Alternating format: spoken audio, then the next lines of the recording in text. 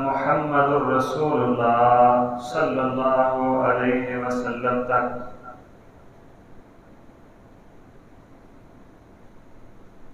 اور آپ سے لے کر قیامت تک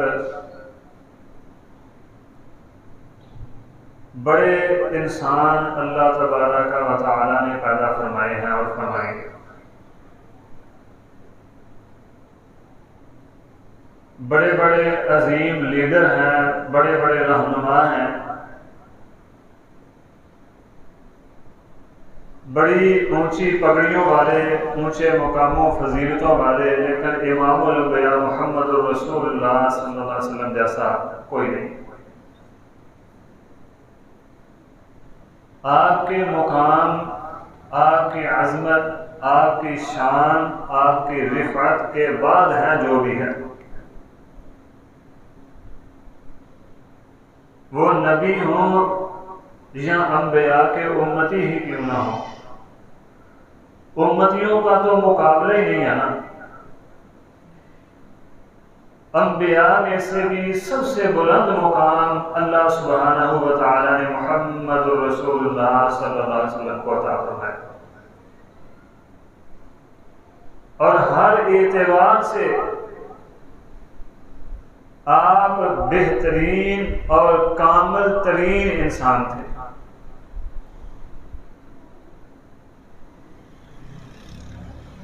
کائنات کی واحد ہستی ہیں محمد رسول اللہ صلی اللہ علیہ وسلم،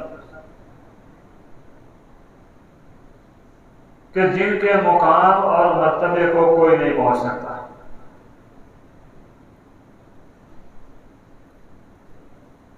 اللہ تعالی نے نبی صلی اللہ علیہ وسلم کو پوری انسانیت میں سے چن کر پیدا کیا،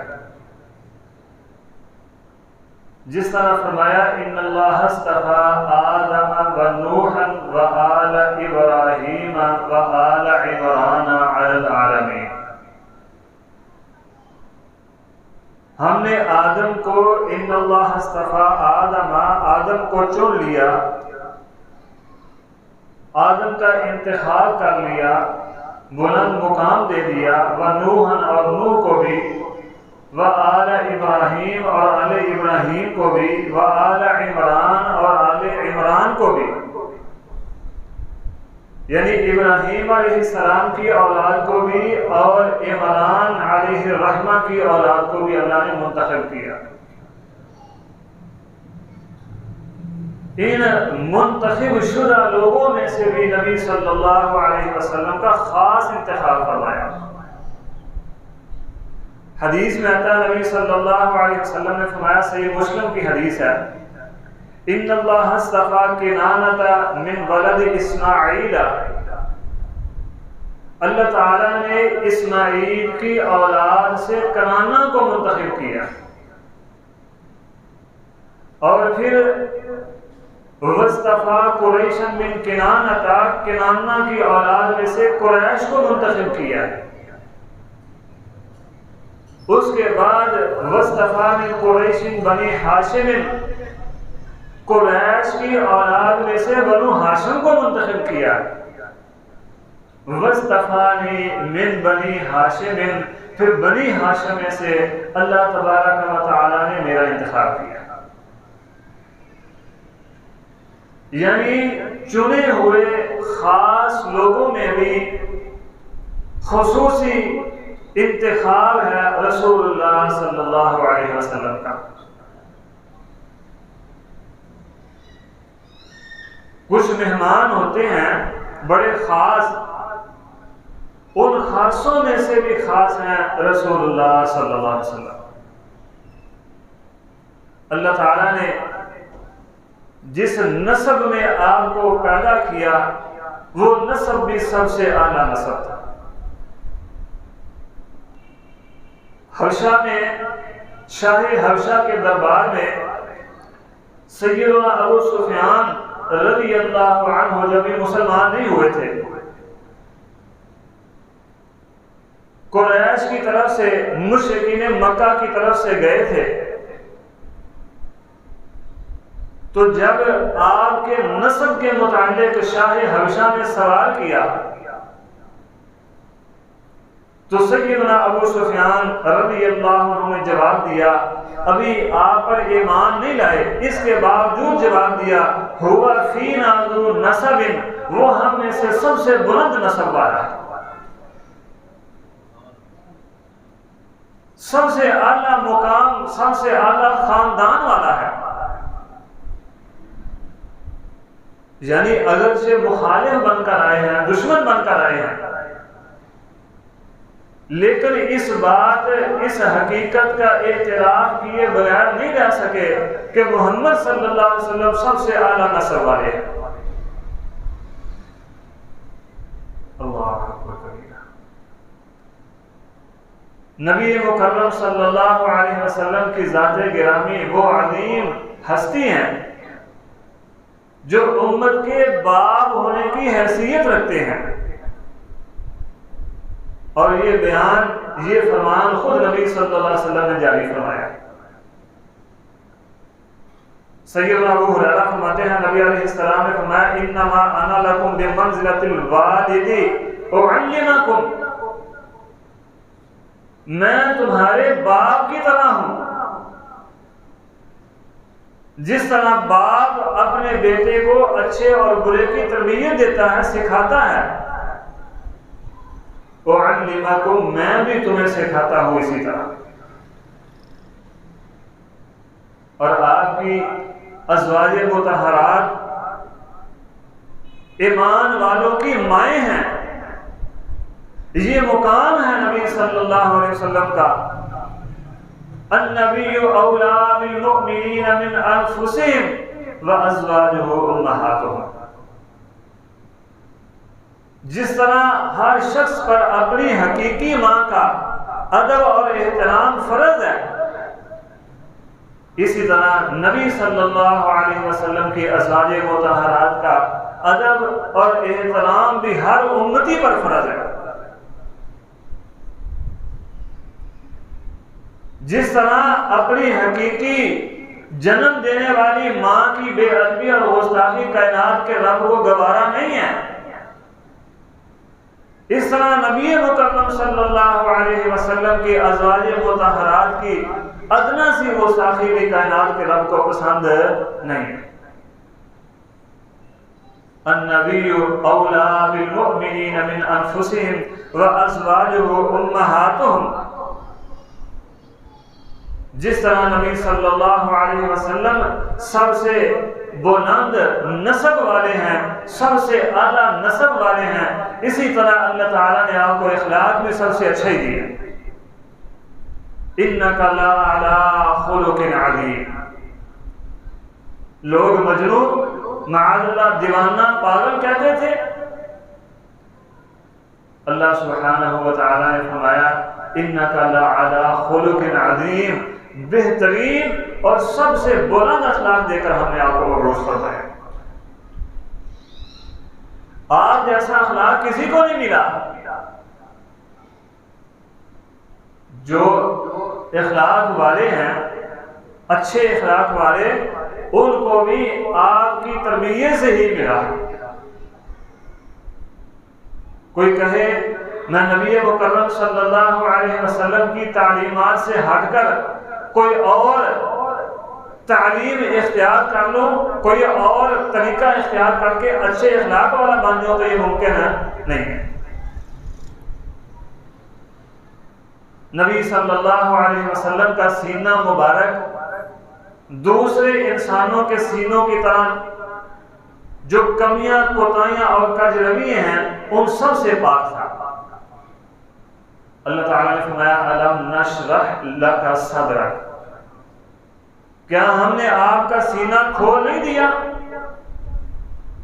نبی صلی اللہ علیہ وسلم کا سینہ مبارک 2 مرتبہ آب زمزم سے دھویا گیا تھا۔ ایک مرتبہ اپنی رضائی والدہ حلیمہ کے پاس سے بکریاں چرانے کے لیے باہر گئے، واقعہ لمبا ہے، آپ نے سنا ہوا ہے، ابھی چھوٹے تھے،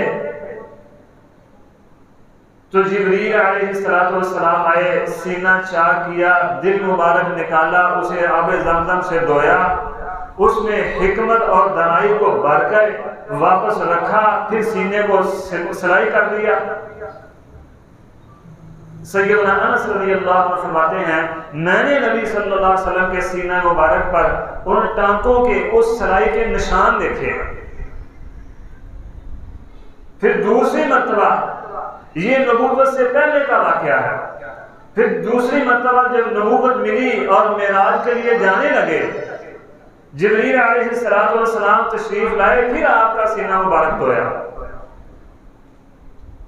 جس طرح عام انسانوں کے سینے کمزوریوں والے ہیں، نبی صلی اللہ علیہ وسلم کا سینہ تمام کمزوریوں سے پاک تھا، ایمان اور حکمت اور دانائی سے بھرا ہوا تھا۔ یہ اعزاز حاصل ہے اللہ کے پاک پیغمبر محمد رسول اللہ صلی اللہ علیہ وسلم۔ صحیح مسلم میں حدیث ہے، نبی صلی اللہ علیہ وسلم نے فرمایا تم میں سے ہر شخص کے ساتھ اللہ تعالیٰ نے جنوں میں سے ایک شیطان مقرر کیا ہوا ہے جو اپنے ساتھی کو برائی کی، گناہ کی، نافرمانی کی دعوت دیتا ہے۔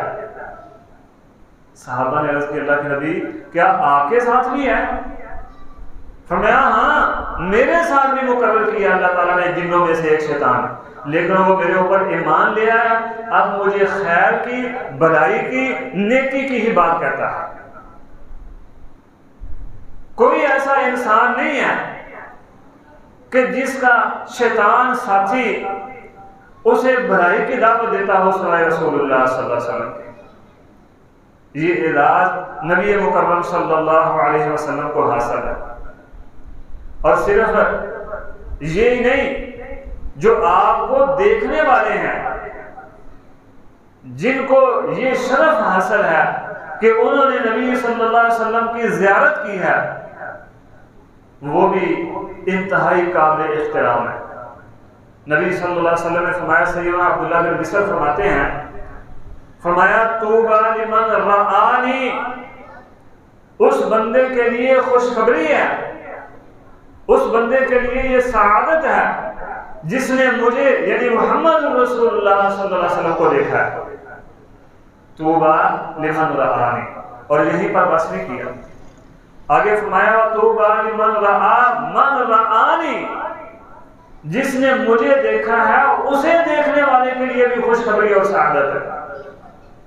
اور یہیں پر بس نہیں، فرمایا جس نے اس بندے کو دیکھا جس نے مجھے دیکھنے والے کو دیکھا ہے اس کے لیے بھی سعادت ہے۔ کیا مطلب؟ فرمایا میرے صحابہ کے لیے جو ایمان کی حالت میں مجھے دیکھے، اس کے لیے خوشخبری اور سعادت کی بات ہے یہ۔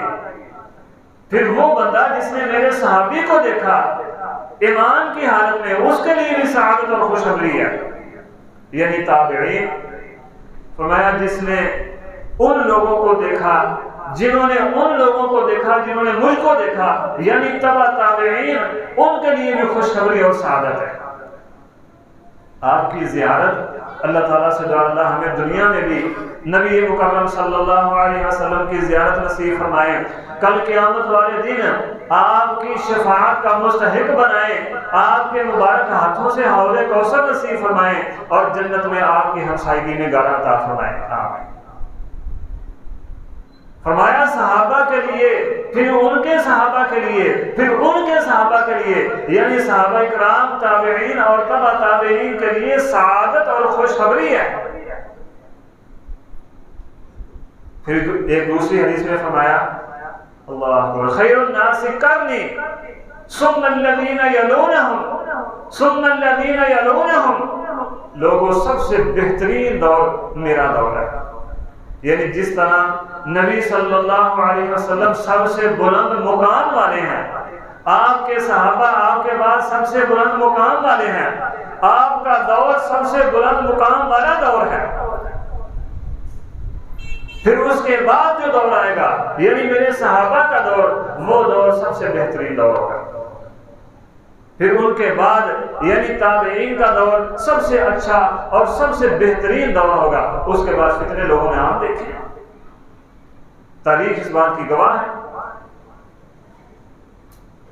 کائنات میں پوری کائنات میں کوئی بھی جگہ ایسی نہیں ہے جس کے متعلق ہم یہ کہہ سکیں کہ یہ جنت ہے۔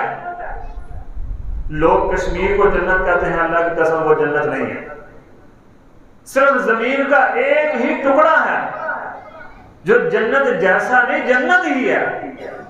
نبی صلی اللہ علیہ وسلم نے فرمایا ما بین بیتی و منبری روضۃ من ریاض الجنہ، یہ میرے منبر اور میرے گھر کے درمیان جو جگہ ہے یہ جنت کے ٹکڑوں میں سے ایک ٹکڑا ہے۔ اللہ تعالیٰ مجھے بھی اور آپ کو بھی ریاض الجنہ میں نماز پڑھنے کی اور رسول اللہ صلی اللہ علیہ وسلم کے روضہ مبارک پر حاضری دینے کی توفیق نصیب فرمائے۔ یہ سعادت اللہ تعالیٰ ہم سب کو نصیب فرمائے۔ ما بین بیتی و منبری، یعنی جو ریاض الجنہ میں نماز پڑھتا ہے وہ ایسے ہی ہے جیسے جنت میں نماز پڑھ رہا ہے۔ جس نے ریاض الجنہ میں بیٹھ کر نوافل پڑھے، قرآن کی تلاوت کی، ذکر و اذکار کیا، نبی صلی اللہ علیہ وسلم پر درود پڑھا، وہ ایسے ہی ہے جیسے جنت میں بیٹھ کر کر رہا ہے۔ اللہ اکبر کبیرہ۔ یہ اعزاز حاصل ہے نبی مکرم صلی اللہ علیہ وسلم کے گھر سے لے کر منبر کے درمیان جو بالکل مختصر سی جگہ، کوئی لمبی چوڑی جگہ نہیں ہے، اس جگہ کو یہ اعزاز حاصل ہے۔ ما بین بیتی و منبری روضۃ من ریاض الجنہ، نبی علیہ الصلوۃ والسلام نے فرمایا، سیدنا جابر رضی اللہ عنہ روایت فرماتے ہیں، فرمایا اوتیت خمسا لم یؤتہن احد من الانبیاء قبلی، مجھ سے پہلے کسی بھی نبی کو مجھے 5 چیزیں 5 اعزاز عطا کیے گئے ہیں، مجھ سے پہلے کسی نبی کو وہ اعزاز حاصل نہیں۔ جب نبی کسی کو حاصل نہیں ہے پھر امتی کو کیسے ہو سکتے ہیں؟ فرمایا 5 فضیلتیں، 5 اعزاز، 5 انعام دیے ہیں مجھے اللہ نے، 5 خصوصیات مجھے اللہ نے عطا کی ہیں۔ وہ 5 خصوصیات کسی اور کو اللہ نے دی نہیں۔ وہ 5 کیا ہیں؟ سب سے پہلے فرمایا اللہ کے پاک پیغمبر نے، نصرت بالرعب، رعب کے ساتھ میری مدد کی گئی ہے، میں دشمن سے 1 مہینہ دور ہوتا ہوں، دشمن کے دل میں میرا خوف پیدا ہو جاتا ہے۔ اللہ، اسی طرح میدان جہاد میں اب بھی جو مسلمان ہیں وہ دشمن سے دور ہوتے ہیں، دشمن کے دل میں مسلمانوں کا روح پڑ جاتا ہے۔ کیا خیال ہے؟ ہم پاکستان میں بیٹھے ہیں، امریکہ کو کیا تکلیف ہے؟ اور ہم پاکستان میں بیٹھے ہیں، انڈیا کو کیا تکلیف ہے؟ وہ کیوں ہمارے اندر فحاشی، بے حیائی اور یعنی کو پھیلا رہے ہیں؟ تکلیف ایک ہی ہے کہ یہ خطہ وہ خطہ ہے جس کے متعلق نبی صلی اللہ علیہ وسلم نے فرمایا تھا، یہاں سے مجاہدین اٹھیں گے اور غزوہ ہند ہوگا، پھر پوری دنیا پر اہل اسلام جہاد کریں گے۔ ان کو جہاد سے تکلیف یہ ہے کہ یہ جہاد کریں گے، ہم مغلوب ہو جائیں گے، یہ غالب آ جائیں گے، ان کو جہاد سے دور رکھو۔ اور وہ اپنے مقصد میں کسی حد تک اگرچہ کامیاب ہوں گے نہیں، جب وہ پیشین گوئی کا وقت آئے گا پھر مجاہدین انشاءاللہ اٹھیں گے۔ اللہ کے نبی صلی اللہ علیہ وسلم کی بات غلط ہو سکتی نہیں، وہ اپنا زور نکال رہے ہیں۔ یعنی آج بھی یہ تو نبی صلی اللہ علیہ وسلم کو عطا کیا گیا نا روب، آپ کی امت کا روب بھی ایسے ہی دشمن کے دلوں میں ہے۔ آج بھی دشمن اس بات سے ڈرتا ہے کہ یہ لوگ جہاد کا نام نہ لیں۔ آپ IMF سے قرضہ لیتے ہیں ملک چلانے کے لیے، ان کی شرائط میں سے جو شرائط ہوتی ہیں وہ یہ ہیں کہ اپنے نظام تعلیم میں سے، اپنی جو نصاب تعلیم ہے، نصاب تعلیم میں سے قرآن کی آیات، نبی صلی اللہ علیہ وسلم کی سیرت اور خصوصاً سورۃ توبہ اور سورۃ انفال کو داخل نہیں کرنا۔ کیوں؟ اس لیے کہ یہ 2 صورتیں ایسی صورتیں ہیں جو بہترین جہاد سکھاتی ہیں، مسلمانوں کو اپنا جہادی ماضی یاد دلاتی ہیں۔ نصرت بالرعب، دشمن سے 1 ہفتہ دور، 1 مہینہ، اور اس کے دل میں میرا ڈر پیدا ہو گیا، یہ میری مدد کی گئی ہے۔ پھر فرمایا وَجُعِلَتْ لِيَ الْأَرْضُ مَسْجِدًا وَطُهُورًا، میرے لیے زمین کی ہر جگہ کو پاک کر دیا گیا ہے، جہاں چاہو نماز پڑھ لو۔ پہلی امتوں میں ایسے نہیں تھا، اپنی عبادت خانے میں آ کے نماز پڑھنی ہے، مسجد میں نہیں پہنچ سکتے، مسجد سے دور ہو، اگر مسجد ڈھونڈنی شروع کر دو گے تو نماز کا وقت بھی نکل جائے گا، تو جہاں ہو وہیں نماز پڑھ لو۔ پوری زمین کو مسجد بنا دیا گیا ہے اور صاف اور پاک بنا دیا گیا ہے، پھر مٹی جو ہے جس کے پانی نہیں ملتا آپ یمم کر لیں، اس کو بھی میرے لیے پاک کر دیا گیا ہے۔ یہ اعزاز ہے نبی مکرم صلی اللہ علیہ وسلم کا۔ فرمایا اعطیت جوامع الکلم، مجھے مختصر الفاظ دیے گئے ہیں۔ جس طرح ہم لمبے لمبے بیان نہیں کرتے، کوئی واقعہ شروع کرنے کو بات بتانے تو 4-5 منٹ اپنا واقعہ بتاتے رہتے ہیں، نبی صلی اللہ علیہ وسلم 2 لفظ کہتے تھے اور پوری بات سمجھا جاتے تھے۔ یہ اعزاز کسی اور کو حاصل نہیں ہے، مختصر الفاظ لیکن لمبا چوڑا وسیع مفہوم موجود ہے اس میں۔ احادیث کے چند الفاظ ہوتے ہیں اور لمبی لمبی کتابیں شارحین نے اس پر لکھی ہیں، لمبے لمبے موضوع موجود ہیں۔ آپ دیکھ لیں، ایک مثال آپ کو دیتا ہوں، وراثت کے اصول، اچھی اچھی ضخیم کتابیں موجود ہیں ان پر، لیکن نبی صلی اللہ علیہ وسلم سے جو احادیث ملتی ہیں وہ گنتی کی چند ایک احادیث ہے۔ وراثت کی تقسیم کے متعلق جو آپ کے فرامین ہیں وہ چند ایک ہیں بس، لیکن اس سے شارحین نے جو مسائل اخذ کیے ہیں، اچھی خاصی ضخیم کتب موجود ہیں اس پر۔ یہ ہے جوامع الکلم، مختصر بات لیکن وسیع مفہوم ہے اس میں۔ اللہ کے پاک پیغمبر نے فرمایا وَأُحِلَّتْ لِيَ الْغَنَائِمَ، میرے لیے مال غنیمت کو حلال کر دیا گیا، پہلے کسی امت کے لیے مال غنیمت حلال نہیں تھا۔ اسی طرح فرمایا مجھے اللہ تعالیٰ نے وَأُرْسِلْتُ إِلَى الْخَلْقِ كَافَةً، ساری انسانیت کے لیے نبی بنا کر بھیجا۔ پہلے انبیاء آتے تھے یا تو کسی قوم کے لیے خاص ہیں، کوئی نبی ہے تو وقت کے لیے خاص ہے، خاص وقت تک ہے بس، کسی کے لیے قبیلہ خاص ہے، کسی کے لیے جگہ خاص ہے۔ نبی صلی اللہ علیہ وسلم پوری انسانیت کے لیے نبی بنا کر بھیجے گئے، اور یہ اعزاز صرف محمد رسول اللہ صلی اللہ علیہ وسلم کو حاصل ہے، آپ کے علاوہ یہ مقام کسی کو بھی نہیں حاصل۔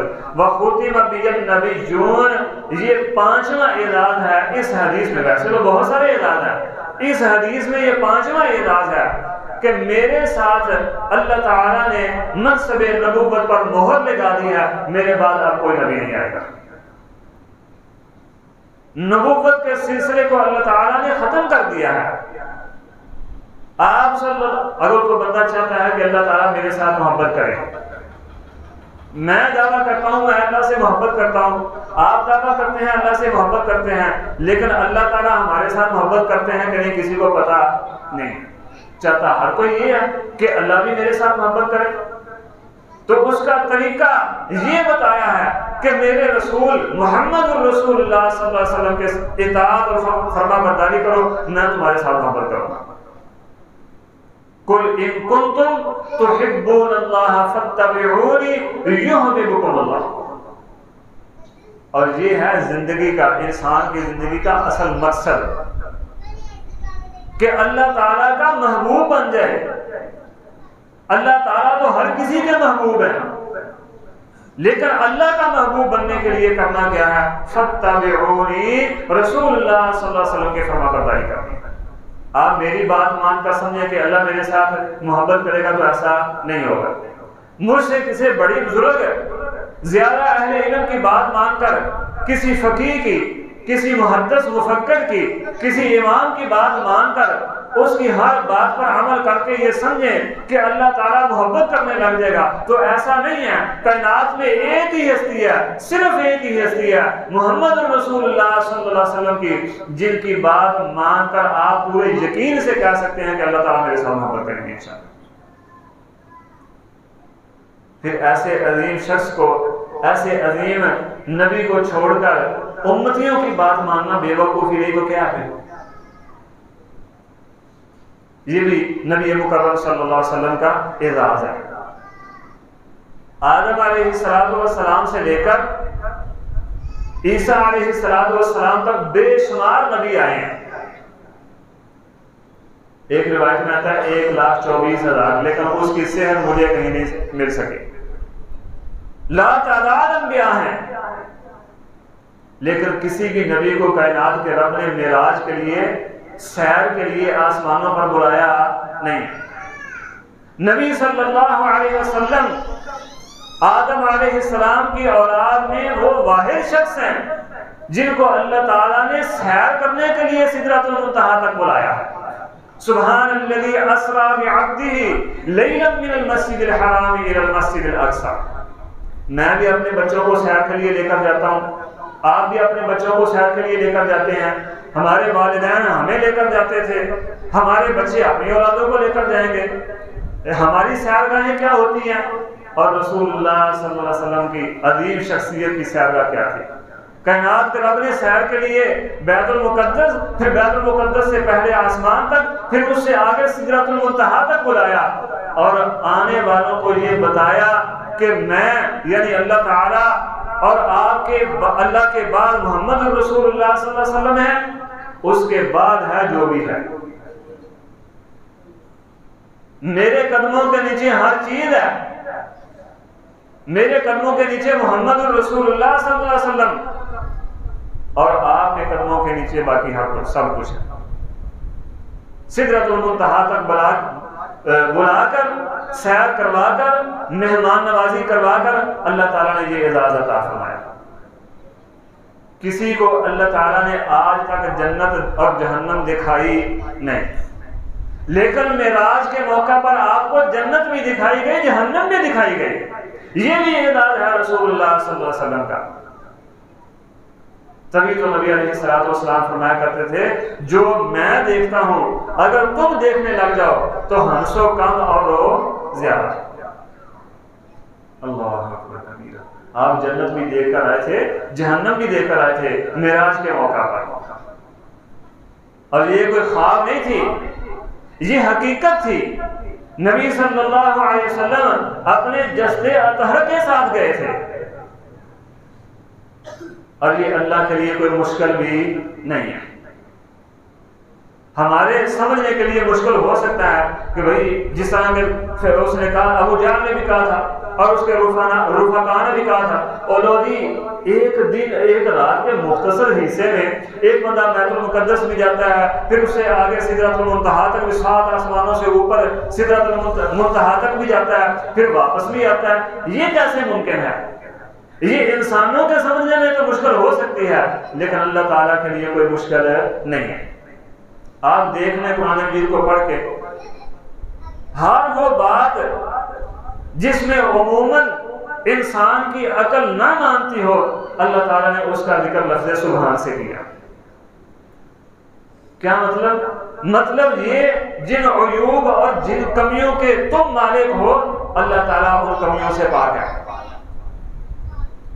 جن اسباب کے تم محتاج ہو، اللہ تعالیٰ ان اسباب سے مبرہ ہے، پاک ہے، اس کے لیے کچھ بھی مشکل نہیں ہے.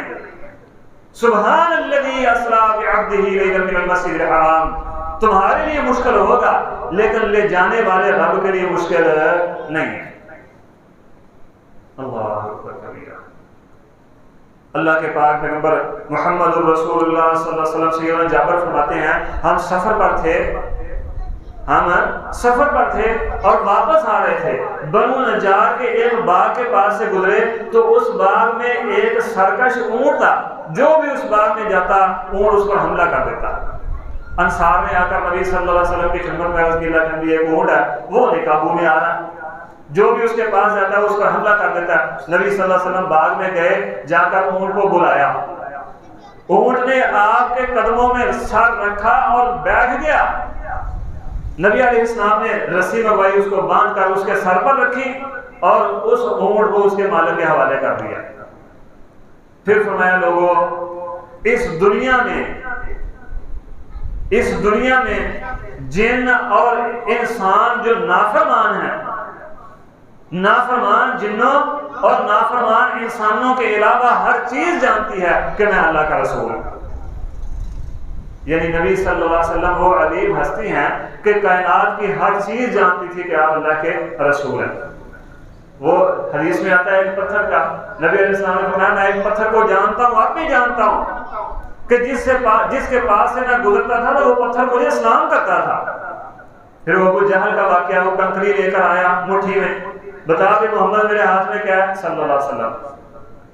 اللہ اکبر۔ اس طرح اور بہت سارے واقعات موجود ہیں۔ حدیث میں آتا ہے، صحابی بیان کرتے ہیں نبی صلی اللہ علیہ وسلم نے آپ قضائے حاجت کے لیے گئے لیکن پردے کے لیے کوئی چیز نہ ملی۔ آپ نے دیکھا وادی کے کنارے پر دو درخت ہیں، ایک درخت کی شاخ کو آپ نے پکڑا، فرمایا چل اللہ کے حکم کے ساتھ میرے ساتھ چل، میرا فرما بردار بن جا۔ فرماتے ہیں جس طرح مالک کو اونٹ پہچانتا ہے کہ یہ میرا مالک ہے، اس کے پیچھے پیچھے چل پڑتا ہے، درخت آپ کے ساتھ اسی طرح پیچھے پیچھے چل پڑا۔ تھوڑا آگے گئے تو دوسرے درخت کو بھی آپ نے یہی فرمایا کہ اللہ کے حکم سے میرا مطیع بن کر، میرا فرما بردار بن کر میرے پیچھے چل، وہ بھی چل پڑا۔ کچھ آگے جا کر نبی صلی اللہ علیہ وسلم نے دونوں درختوں کو ملا دیا، دونوں درخت مل گئے، آپ قضائے حاجت سے فارغ ہوئے، حکم دیا چلو بھی اپنی اپنی جگہ پر چلے جاؤ، اور وہ دونوں درخت وہاں پر چلے گئے جہاں جہاں ان کی جگہ۔ اور بھی بہت سارے معجزات ایسے موجود ہیں، ایسے واقعات موجود ہیں۔ یہ اعزاز تھا محمد الرسول اللہ صلی اللہ علیہ وسلم کا آخری اور بڑی قابل غور بات ہے۔ یہ امت محمد صلی اللہ علیہ وسلم کے لیے بھی پر امید حدیث ہے۔ اللہ تعالیٰ نے فرمایا وَلَسَوْفَ يُعْطِيكَ رَبُّكَ فَتَرْضَىٰ، وَلَسَوْفَ يُعْطِيكَ رَبُّكَ فَتَرْضَىٰ، اے نبی ہم آپ کو راضی کر دیں گے، اتنا عطا فرمائیں گے، اتنا عطا فرمائیں گے ان قریب کہ آپ خوش ہو جائیں گے۔ اللہ اکبر کبیرہ۔ پھر نبی صلی اللہ علیہ وسلم نے کیا خیال ہے، تو دنیا کا مال مانگا ہوگا، چلو بھی اللہ کا وعدہ تو آ گیا نا، وَلَسَوْفَ يُعْطِيكَ رَبُّكَ فَتَرْضَىٰ، آپ کا رب آپ کو اتنا عطا فرمائے گا کہ آپ راضی ہو جائیں گے، خوش ہو جائیں گے، چلو وہ دنیا کا مال مانگ لیتے ہیں۔ اللہ اکبر کبیرہ۔ نہیں، حدیث میں آتا ہے نبی صلی اللہ علیہ وسلم پریشان بیٹھے ہیں، بعض روایات میں آتا ہے رو رہے ہیں رات کو۔ جبریل علیہ السلام کو بھیجا، جاؤ جبریل پوچھ کے آؤ میرے نبی کو کیا بات ہے، کیوں رو رہے ہیں۔ اللہ تعالیٰ کو پتا تھا کیوں رو رہے ہیں، اصل میں یہ فرشتوں کو بھی بتانا مقصود تھا۔ تم کہتے ہو نافرمانی کریں گے، یہ خون بہائیں گے، قتل و غارت کریں گے، دیکھو میرے نبی کو اپنی امت کی کتنی فکر ہے۔ جبریل علیہ السلام آئے، عرض کیا اللہ کے نبی کیوں رو رہے ہیں؟ فرمایا امتی، میری امت کا کیا بنے گا؟ جا کر عرض کی اللہ آپ کے بھیجے ہوئے پیغمبر، آپ کے محبوب اپنی امت کے متعلق رو رہے ہیں کہ ان کا کیا بنے گا۔ اللہ تعالیٰ نے پیغام بھیجا، جبریل جاؤ، جا کر میرے نبی کو بتاؤ اِنَّا سَنُرْضِيكَ فِي أُمَّتِكَ وَلَا نَسُوءُكَ، میرے نبی کو جا کر یہ پیغام دے دو کہ ہم آپ کی امت کے متعلق بھی آپ کو راضی کر دیں گے، ناراض نہیں کریں گے۔ اللہ فرمایا ہر نبی کو اللہ تعالیٰ نے دعا کا حق دیا، جو دل کرتا ہے مانگ لو۔ اللہ نے وہ حق مجھے بھی دیا تھا، ہر نبی نے دنیا میں وہ حق حاصل کر لیا، لیکن میں نے سنبھال کر رکھا ہے، قیامت والے دن میں اپنی امت کے لیے دعا کروں گا۔ اللہ اکبر کبیرہ۔ میں اپنی امت کے لیے اللہ سے مانگوں گا، اللہ میری امت کو کیا مانگیں گے؟ اللہ میری امت کو معاف فرما دے، میری امت کو جنت میں داخل فرما دے۔ اللہ تعالیٰ یہ شفاعت الکبریٰ کا جو حق ہے، اس حق میں سے اللہ تعالیٰ ہمیں بھی فیض یاب ہونے کی توفیق عطا فرمائے۔ فرمایا ہر موحد کو یہ حق حاصل ہوگا، میری یہ دعا، میری شفاعت الکبریٰ جو ہے یہ ہر موحد کو حاصل ہوگی، لیکن مشرکین اس سے محروم ہو گئے۔ امام نووی رحمہ اللہ تعالیٰ فرماتے ہیں کہ یہ حدیث اِنَّا سَنُرْضِيكَ فِي أُمَّتِكَ وَلَا نَسُوءُكَ، یہ حدیث، یہ فرمان نبی صلی اللہ علیہ وسلم کا سب سے پر امید فرمان ہے۔ جو بندہ اس فرمان کو پڑھتا ہے اس کے دل میں ضرور یہ بات آئے گی کہ انشاءاللہ ہم بھی جنت میں جائیں گے۔ یقین مانیں، اگر ہم اپنے اعمال دیکھیں نا، اعمال تو ایسے عمل نہیں ہے کہ ہم جنت میں جانے والے ہوں۔